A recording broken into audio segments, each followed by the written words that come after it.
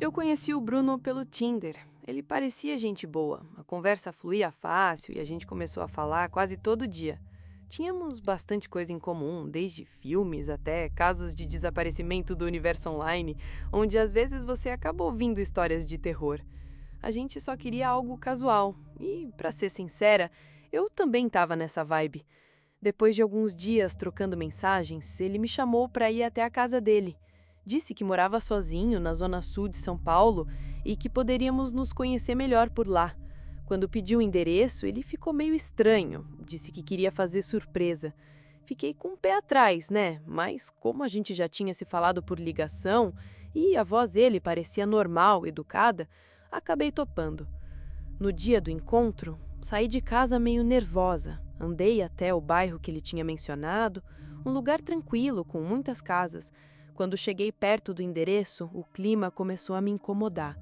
Era uma rua meio escura, silenciosa demais, daquele jeito que parece coisa de histórias de terror psicológico que a gente ouve.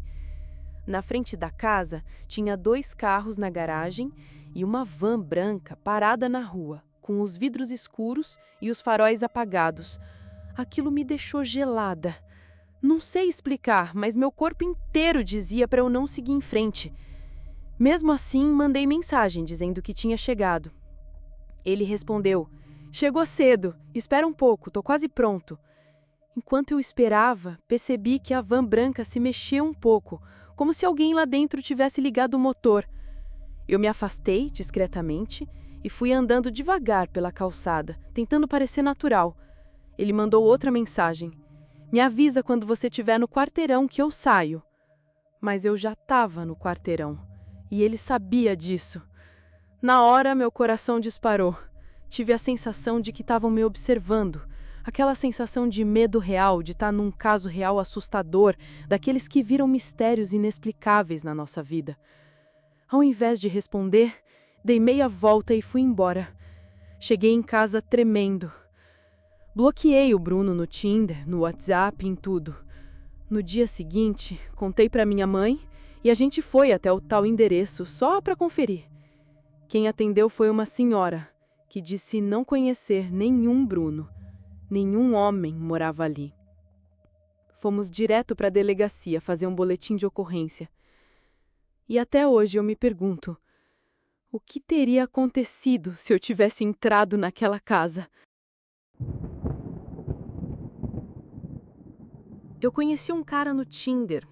Conversamos por uns dias e ele me convidou para ir numa lanchonete perto de casa. Numa noite que parecia normal, mas que virou um dos relatos mais assustadores que já ouvi. Ele puxou papo, perguntou o que eu estava tomando. O nome dele era Rafael. Parecia simpático, educado e até bonito. No começo, tudo parecia normal. Nunca pensei que esse encontro poderia se tornar uma história de terror psicológico.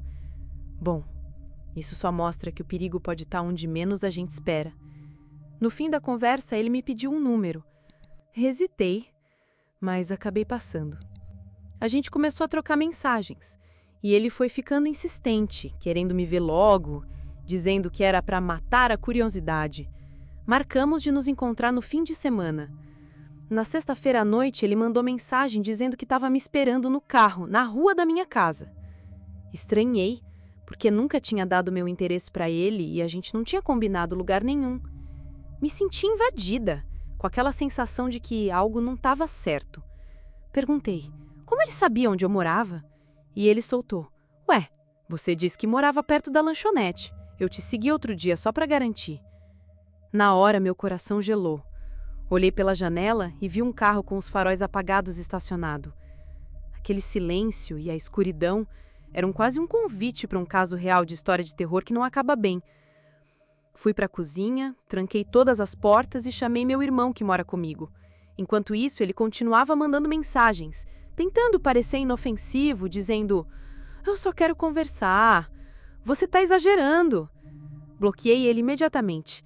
Meu irmão saiu para ver o carro, mas quando chegou lá fora, o veículo já tinha ido embora. Nunca mais vi o Rafael. Conheci o Tiago pelo aplicativo. Ele dizia ser de uma cidade vizinha e trabalhava com agricultura. Parecia uma pessoa simples, simpática e sincera.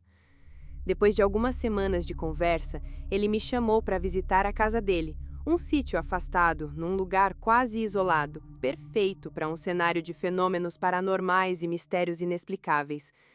No começo, recusei, desconfiada do convite, mas ele insistiu, mandando fotos do cachorro, do pôr do sol e da casa. Era tudo muito lindo. Acabei cedendo. No dia marcado, ele chegou no ponto de encontro no horário certo. O carro era simples e a conversa fluía. Mas conforme nos afastávamos da cidade, o ambiente começou a ficar estranho, silencioso demais, e o sinal do celular começou a falhar. Um medo real começou a crescer dentro de mim. Quando perguntei onde exatamente era a casa dele, ele desconversava, dizendo que era logo ali. A estrada de terra parecia não ter fim, e o tempo passando só aumentava a sensação de suspense e perigo. De repente, ele parou o carro no meio do mato e disse: "Vou só dar uma olhada num negócio aqui, é rapidinho." Ele desceu e desapareceu pela trilha, me deixando sozinha no carro num silêncio inquietante. O medo me dominou. Peguei a bolsa e comecei a andar pela estrada, tentando encontrar sinal no celular, tentando contato com o mundo real que parecia tão distante naquele momento. Depois de um tempo, consegui sinal e liguei desesperada para o meu pai, e ele e um amigo vieram me buscar, e felizmente me encontraram antes do anoitecer. O perfil do Tiago desapareceu das redes no mesmo dia. Até hoje, essa história de terror, que parece mais um caso assustador, me assombra e me faz pensar no quão perto podemos estar de nos tornarmos um caso de desaparecimento. Essa história aconteceu com uma amiga minha, a Juliana. Ela conheceu um cara pelo aplicativo. O nome dele era Leandro. Ele morava em outra cidade e a convidou para passar o fim de semana num hotel, para se conhecerem melhor. Que parecia só mais um encontro comum, mas eu comentei a ela que estava mais para uma situação que se assemelhava a histórias de terror psicológico que ouvimos por aí. Nunca estive tão certa na minha vida. A Juliana sempre foi meio impulsiva. Mesmo sem conhecer o cara pessoalmente, ela topou. Marcou com ele num hotel em Campinas, um lugar tranquilo, mas que logo virou cenário de um mistério inexplicável. Quando chegou lá, ele já estava esperando na recepção. Parecia normal, até educado, mas o ambiente silencioso e o jeito estranho dele já deixavam um clima de medo real. Subiram para o quarto. Ela contou que ele estava um pouco calado, disse que era só cansaço da viagem. Jantaram, depois voltaram para o quarto. Foi aí que Juliana percebeu algo estranho, uma mochila em cima do armário. Ela perguntou se era dele e ele negou. O instinto de Juliana disparou, a desconfiança tomou conta dela. Ela foi até a recepção e perguntou se o quarto havia sido usado antes por outro hóspede. A funcionária ficou meio sem graça, disse que talvez tivessem se confundido na limpeza e entregado o quarto errado. Prometeram trocar imediatamente. Mas quando Juliana voltou para pegar suas coisas, o Leandro já tinha ido embora, deixando tudo para trás, inclusive o celular que usava para falar com ela. Ela nunca mais conseguiu contato. Quando procurou o perfil dele nas redes sociais, percebeu que não existia mais. Era como se ele tivesse desaparecido, deixando para trás só esse caso de mistérios inexplicáveis que parecem mais com histórias de terror sobrenatural do que com a vida real.